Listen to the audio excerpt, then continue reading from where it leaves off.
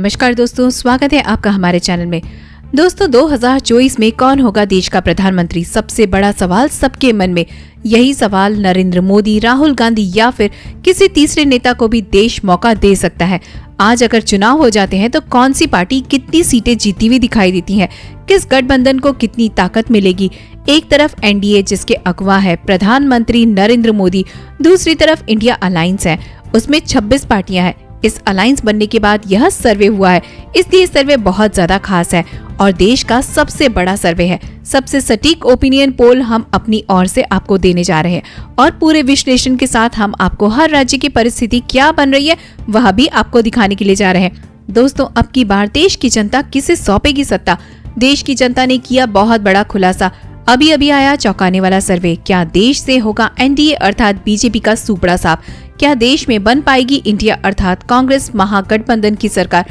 दोस्तों आप देख रहे हैं live update Lok Sabha opinion poll 2024। जी हां, अभी अभी जनता के बीच जो सर्वे निकल कर आए हैं वो बहुत ज्यादा चौंका देने वाले हैं। इस सर्वे में जनता से किया सवाल कि अब की बार यानी 2024 में कौन होगा प्रधानमंत्री? क्या अब की बार देश के प्रधानमंत्री तीसरी बार बन पाएंगे नरेंद्र मोदी या फिर राहुल गांधी का प्रधानमंत्री बनने का सपना पूरा होगा? इन सभी प्रश्नों का जवाब भी हम आपको इस वीडियो में देने जा रहे हैं। वीडियो अंत तक जरूर से देखिएगा दोस्तों। और किस राज्य को कितनी सीटें मिलने का अनुमान है और भारत देश में कौन अपनी सरकार बनाने जा रहा है? दोस्तों आप अपनी राय कमेंट बॉक्स में लिखकर बता सकते हैं कि अब की बार देश में किसकी सरकार आप लोग देखना चाहते हैं, क्योंकि जनता की राय लोकतंत्र को मजबूत बनाने के लिए बहुत ज्यादा महत्वपूर्ण होती है। इसलिए अपनी राय हमें जरूर से बताइएगा, बने रहिए हमारे साथ। तो चलिए शुरू करते हैं आज का सर्वे। बिहार में कुल सीटें हैं 40। बीजेपी अर्थात भाजपा के खाते में 14 सीटें मिलती नजर आ रही हैं। वहीं कांग्रेस को 26 सीटें मिलती नजर आ रही है और अन्य का अभी तक यहां पर कोई खाता नहीं खुला है। तो विशेष तौर पर बिहार में कांग्रेस को ही विजय प्राप्त हो रही है। तो चलिए दोस्तों बात करते हैं अगले राज्य के बारे में, जो की है आंध्र प्रदेश। आंध्र प्रदेश में कुल सीटें हैं 25। बीजेपी को यहाँ पर मिली है 0 सीटें। कांग्रेस यहाँ पर 10 सीटों के साथ में अपना खाता खोल चुका है। अन्य यहाँ पर काफी ज्यादा आगे है क्योंकि उसकी सीटें हैं यहाँ पर 15। तो यहाँ पर हम देख सकते हैं आंध्र प्रदेश में कि कांग्रेस को यहाँ पर 10 सीटें मिलती नजर आ रही हैं। अन्य यहाँ पर 15 सीटों के साथ में विजय प्राप्त कर रहा है। तो हम बोल सकते हैं कि आंध्र प्रदेश में अन्य की सरकार बनने के काफी ज्यादा चांसेस हैं। तो चलिए बात करते हैं अगले राज्य के बारे में, जो की है मेघालय। मेघालय में कुल सीटें हैं 2। वहां पर बीजेपी को मिलती है 0 सीटें। बीजेपी ने अभी तक अपना खाता नहीं खोला है। कांग्रेस को यहाँ पर मिलती है 2 में से 2 सीटें और अन्य का अभी तक यहाँ पर खाता नहीं खोला है। तो जैसा कि हम देख सकते हैं मेघालय में बीजेपी और कांग्रेस में से कांग्रेस अपनी विजय का झंडा लहरा रही है। अब बात करते हैं दोस्तों अगले राज्य के बारे में, जो कि है केंद्र शासित प्रदेश, जिसमें टोटल सीटें हैं 7, जिसमें बीजेपी को मिली है 4 सीटें, कांग्रेस को मिली है यहाँ पर 3 सीटें और अन्य का यहाँ पर कोई भी खाता नहीं खुला है। अब बात करते हैं दोस्तों अगले राज्य के बारे में, जो कि है महाराष्ट्र। महाराष्ट्र में टोटल सीटें हैं 48 में से बीजेपी यहाँ पर 32 सीटों के साथ में काफी ज्यादा आगे है। कांग्रेस को यहाँ पर मिली है 16 सीटें। तो मोटे मोटे तौर पर दोस्तों हम देख सकते हैं कि महाराष्ट्र में टोटल सीटें हैं 48 में से बीजेपी भाजपा को यहाँ पर मिली है 32 सीटें। जी हाँ दोस्तों, बीजेपी भाजपा को यहाँ पर मिली है 32 सीटें। तो हम कह सकते हैं कि महाराष्ट्र में पूरे चांसेस हैं कि बीजेपी अपनी सरकार बना ले। अब बात करते हैं दोस्तों अगले राज्य के बारे में, जो कि है पश्चिम बंगाल। पश्चिम बंगाल में टोटल सीटें हैं 42 में बीजेपी को यहाँ पर मिलती है 8 सीटें। कांग्रेस को यहाँ पर मिलती नजर आ रही है 44 सीटें। अन्य यहाँ पर 16 सीटों के साथ में अपना खाता खोल के बैठे हैं। अब बात करते हैं दोस्तों अगले राज्य के बारे में, जो कि है उड़ीसा।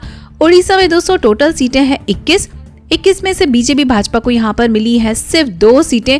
कांग्रेस को यहाँ पर 3 सीटें मिलती नजर आ रही हैं और आश्चर्य की बात कि दोस्तों यहाँ पर अन्य को यहाँ पर मिली है 16 सीटें। जी हाँ दोस्तों, अन्य को यहाँ पर मिली है 16 सीटें। तो हम उड़ीसा में मोटे मोटे तौर पर कह सकते हैं कि अन्य अपना काफी ज्यादा विजय का झंडा लहरा रही है। अब बात करते हैं दोस्तों अगले राज्य के बारे में, जो कि है हिमाचल प्रदेश।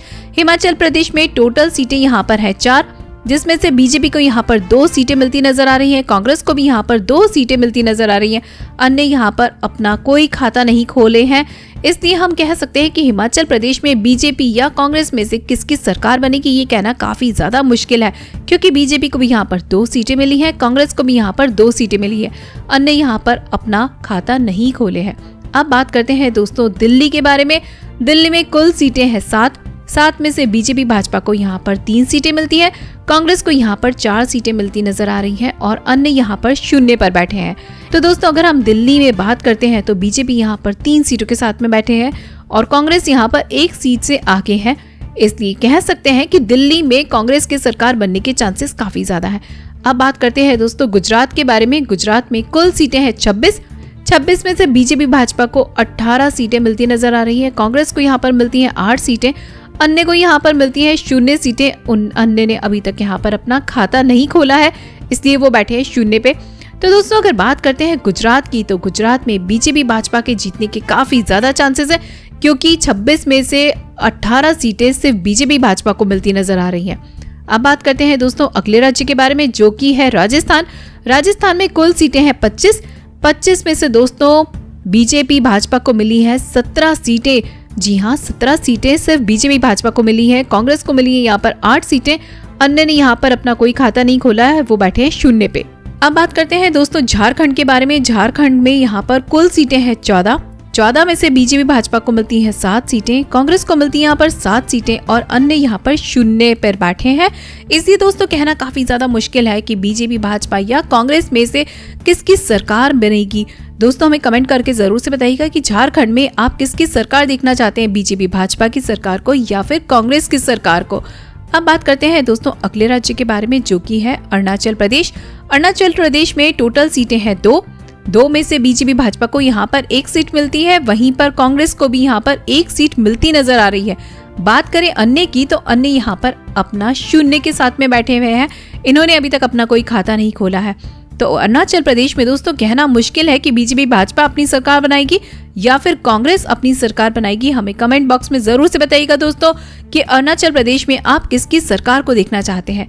अब बात करते हैं दोस्तों मेघालय की। मेघालय में टोटल सीटें हैं 2, जहां पर बीजेपी भाजपा अभी 0 के साथ में बैठे हैं। कांग्रेस को मिलती है यहाँ पर 2 में से 2 सीटें, इसी के साथ में अन्य बैठे हैं यहाँ पर 0 पे। तो दोस्तों यहाँ पर साफ साफ नजर आता है कि मेघालय में जनता कांग्रेस की सरकार को लाना चाहती है। दोस्तों अब बात करते हैं जम्मू कश्मीर की। जम्मू कश्मीर में कुल सीटें हैं 6, जहां पर बीजेपी भाजपा को मिलती है 3 सीटें, कांग्रेस को भी मिलती है यहाँ पर 3 सीटें, अन्य को यहाँ पर कोई सीट नहीं मिलती है, अन्य यहाँ पर 0 के साथ में बैठे हुए हैं। तो दोस्तों हमें जरूर से बताइएगा कि जम्मू कश्मीर में आप किसकी सरकार को देखना चाहते हैं, बीजेपी भाजपा की सरकार को देखना चाहते हैं या फिर कांग्रेस की सरकार को देखना चाहते हैं। चलिए दोस्तों बात करते हैं अगले राज्य के बारे में, जो कि है त्रिपुरा। त्रिपुरा में टोटल सीटें हैं 2, बीजेपी भाजपा को यहाँ पर 1 सीट मिलती नजर आ रही है, कांग्रेस को भी यहाँ पर 1 सीट मिलती नजर आ रही है और अन्य यहाँ पर 0 पर बैठे हैं। इन्होंने अभी तक अपना कोई खाता नहीं खोला है। चलिए दोस्तों बात करते हैं अब अगले राज्य के बारे में, जो कि है मध्य प्रदेश। मध्य प्रदेश में टोटल सीटें हैं 29 में से जैसा कि दोस्तों आप देख सकते हैं बीजेपी भाजपा को यहाँ पर मिली है 22 सीटें। जी हाँ दोस्तों, बीजेपी भाजपा यहाँ पर बाजी मारकर ले जा रहे हैं। उन्होंने यहाँ पर 29 में से 22 सीटों पर अपना कब्जा पहले से ही कर लिया है और कांग्रेस को यहाँ पर मिलती है 7 सीटें और अन्य ने अभी तक अपना कोई खाता नहीं खोला। तो दोस्तों आप देख सकते हैं कि बीजेपी भाजपा यहाँ पर काफी ज्यादा लीडरशिप में है। उन्होंने पहले ही 22 सीटों के साथ में अपनी जीत का झंडा लहरा लिया है। तो मध्य प्रदेश में साफ साफ दिखाई देता है कि जनता बीजेपी भाजपा को ही वापस अपना वोट देना चाहती है और उन्हें भारी मतों के साथ में जीत दिलवाना चाहती है। अब बात करते हैं दोस्तों मणिपुर के बारे में। मणिपुर में टोटल सीटें हैं 2, जिसमें से बीजेपी भाजपा यहाँ पर 0 के साथ में बैठे हैं। कांग्रेस को यहाँ पर मिलती है 2 सीटें, अन्य को यहाँ पर मिलती है 0 सीटें। तो दोस्तों यहाँ पर मणिपुर में जनता कांग्रेस को ही अपना मत देना चाहती है और अपने भारी मतों के साथ में कांग्रेस को ही मणिपुर में लाना चाहती है, कांग्रेस को ही वो जिताना चाहती है।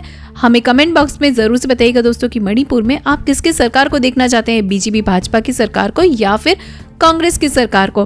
दोस्तों बात करते हैं अगले राज्य के बारे में, जो कि है तेलंगाना। तेलंगाना में टोटल सीटें हैं 17, जहां पर बीजेपी को मिलती है 4 सीटें और कांग्रेस यहां पर भारी मतों के साथ में 13 सीटों पर अपना कब्जा करके बैठे हैं। अन्य यहां पर अभी तक 0 के साथ में बैठे हुए हैं, उन्होंने अभी तक अपना खाता नहीं खोला।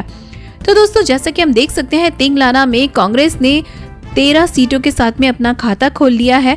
यहाँ पर तेलंगाना में कांग्रेस की सरकार बनने की काफी ज्यादा चांसेस हैं। हमें कमेंट बॉक्स में बताइएगा कि दोस्तों आप तेलंगाना में किसकी सरकार को देखना चाहते हैं। तो दोस्तों मोटे मोटे तौर पर हमारे सर्वे में स्पष्ट होता है कि एक बार फिर से 2024 में लोग इलेक्शन में बीजेपी की सरकार को ही देखना चाहते हैं, बीजेपी भाजपा को ही वापस से लेकर आना चाहते हैं और बीजेपी भाजपा की ही सरकार को बनाना चाहते हैं। दोस्तों हमें कमेंट बॉक्स में जरूर से बताइएगा कि आप किसकी सरकार को देखना चाहते हैं। आपके जो कमेंट है वो हमारे लिए काफी ज्यादा महत्वपूर्ण है, इसलिए हमें कमेंट बॉक्स में जरूर से बताइएगा कि क्या आप भी इस बार 2024 में बीजेपी भाजपा को ही जिताना चाहते हैं और उनकी सरकार को ही वापस लेकर आना चाहते हैं। आपके कमेंट हमारे लिए बहुत ज्यादा बहुमूल्य है। मिलते हैं अगले वीडियो में दोस्तों, तब तक के लिए वंदे मातरम,